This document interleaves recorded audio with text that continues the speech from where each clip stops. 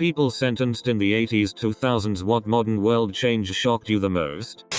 I asked a friend what the hardest thing was for him readjusting to being free again. This is a roundabout of what he said. Closing doors. I'd leave the fridge open every time without fail for months. You're not allowed to open or shut anything for yourself, and I'd accidentally let the pets outside by forgetting I needed to close the front door someone else had opened in front of me. You forget the last one in roulette and have to learn it all again. What was the thing you found you liked the most? Candy Crush. Gets phone back out and starts playing. 5 minutes later exclaim they've leveled up excitedly. So sweet. No matter what year you go in, when you come out and stand on carpet for the first time is the most disturbing feeling. There was that documentary of someone who was sentenced in the 70s, Otis I think, and he just couldn't believe the stuff he was seeing, since he lived in New York. With all the screens, it was just a different city then, all the different colored drinks and people wearing earphones like they were in the Secret Service. It's an interesting thing to watch. My friend's older brother was jailed in 1994 and served 15 years. He said when he went in, anyone with an in-car phone was super rich, and to then see absolutely everyone have a completely cordless, pocket-sized phone was amazing. He also said that all the TV adverts had websites to visit, or were for completely online stores, which were a bit of an alien concept, as he'd never really seen or used the internet. He also found the chip and pin process of paying for things on a bank card extremely exciting. Edit. I'm unfortunately not in touch with the friend anymore after an incident with the haddock and the umbrella, so I can't get any further answers to your questions about his brother. Last I heard was around 2012, and he seemed to be doing okay, and had a job and a place to live. Knew a guy who was blown away by digital cameras. He had purchased an old, terrible one and couldn't get over how amazing it was. Prisoner transfer I did one time for this man who was sentenced to life in 1968, and it's the first time he'd driven past the CN Tower in Toronto and he couldn't believe how tall it was. That, and he was blown away by how many different car brands there were. I was talking to a lady who runs the education for a federal prison in Florida. She said when they start getting rambunctious or off topic, she mentions a new feature of the newest iPhone and all of a sudden they are very interested in what she has to say again. I remember getting the bus years ago and this old bloke got on heading away from town center towards the more residential areas. Without a second thought he sparked up a cigar. One of the passengers told him you can't smoke on a bus. He apologized and quickly stubbed it out but said he got discharged from prison that day, and when he went in you could smoke anywhere you wanted, so this was a massive culture shock to him. I hired a guy that was released after 17 years circa 2005. A week after he started working he bought a phone. He had a childlike wonder with push to talk and texting. A week later he was pissed off that he couldn't text his order into Hungry Howie's. My cousin's husband, that she married while he was serving 10 years beginning around 2008, wanted the first thing he did as a free man was to go to Hollywood Video and rent movies to watch with her. Then she blew his mind with Netflix. At least the idea of Netflix and chill wasn't far from his original plan, but he was shocked about there not being video stores anymore. Communication. It used to be only the rich had phones. Now even kids have phones. Got a call from a woman filing a claim on some abandoned funds. I got all her information and then asked for an email address and she said, "What's email? I keep hearing about it, but you gotta understand I've been in prison a long time." My friend just came home 2 weeks ago, and I tried to prepare him the best I knew how for the excessive use of cell phones by everyone. I explained that he's going to be amazed by the amount of people glued to looking at their phone 24/7. In the store, in the car, on the sidewalk, sitting in the house watching TV, like literally all the time. I also let him know that the technology is going to be really different since he went in over 13 years ago. So cell phones were still flip phones and definitely not as interactive, touch screens, and internet accessible. Needless to say, the second day home he called me angry as fuck.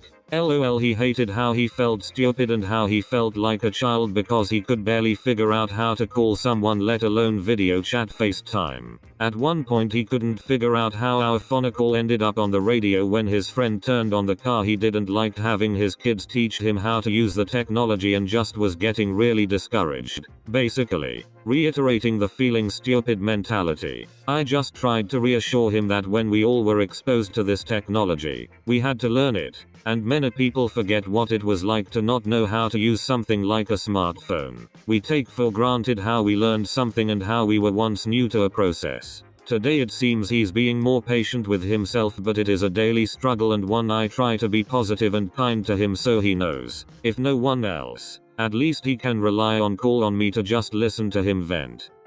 A friend said his dad's friend tried VR after about 30 years in prison for like second-degree murder or something and he got scared, fell over and broke the headset. A co-worker a few years ago had spent 10 years in jail. He got out right when Bluetooth headsets for phones were huge. He'd talk about all the random conversations he thought people were trying to have with him, and smartphones freaked him the hell out. I remember helping a guy who went in 2005, got released 2014, had a black and green AudioVox phone in his effects and asked where he could activate it. I had to explain that it wouldn't be happening lol like 3 months later. Why no? I like the iPhone but I'm gonna wait for the release of the newest one adapted pretty quick. Not my personal experience but a man I worked with after he was released from prison after being sentenced as a young adult was blown away by the touchscreen ordering at war and could not fathom why the employees could not take an oral order from him. Anthony Ray Hinton described people walking around looking at down these things in their hands, phones, and amazingly not bumping into each other. OW. On the day you were released, your best friend, Lester, who had visited you every single week for nearly 30 years, picked you up. You'd been behind bars since 1985, so you got in his car, and what was the first thing you wanted to do? RH. Lester thought I'd want to get something decent to eat, but I wanted to go where they laid my mother's body. I see him messing with the radio dial. Then we start driving down the road. I heard this little white lady say, in 1/10 of a mile, turn right. I jumped and said, what the hell OW? You thought there was a white lady in the car? RH. Yes. And Lester's laughing so hard he has to pull over. He says, that's a GPS when he explained what it does. It really hit me how long I'd been locked up. The world had changed. My first job I worked with this guy who went to prison for a long time. I think he was on parole at the time. Dude made some pretty messed up choices. Selling heroin and coke. I think he threatened to murder his ex-wife. Anyway, this was around 2012 and we chatted often. When the radio played in the store he would only sing the songs from the 90s. I always thought it was because he liked that music the most. No, that was the last music he heard before going to prison for years. He didn't know what Google was. He didn't know YouTube. What's a Facebook, never heard of Twitter. He barely knew how to operate the internet at all. It was so shocking to me to meet someone who was much older than me. I wanna say late 30s, early 40s, and not know these things. Anytime I hear Hootie and the Blowfish or Blues Traveler I always see his face in my mind, just singing along. He had a really good attitude with things. He really wanted to put himself on the right track and I hope he did. I wonder what happened to him. He always had something funny to say about something. Good sense of humor. I really hope he got his life together and is somewhere good. And that he's found out that YouTube is a gold mine for cat videos. Not me, but one of the most astounding changes I hear one of my dad's friends talking about is how having big asses was shameful and all models were flat. Now it's the other way around. So mix a lot's impact, I'd assume. Obligatory, not me, but in the early 2000s I worked with a guy that was sentenced in the mid 80s and had just come out. He told me the first time he went to a men's room he spent several minutes looking for the handle to flush. Motion sensor toilets was completely alien to him. Not me, but my father. I remember him trying to flip a CD upside down and put it back into the CD player like you would do with a record because it was skipping. Didn't notice how much of a big deal that must have been to him at the time. Adjusting to life on the outside can be really tough. What happened with Legos? They used to be simple. Oh come on. I know you know what I'm talking about. Legos were simple. Something happened out here while I was inside. Harry Potter Legos. Star Wars Legos. Complicated kits. Tiny little blocks. I mean I'm not saying it's bad, I just wanna know what happened.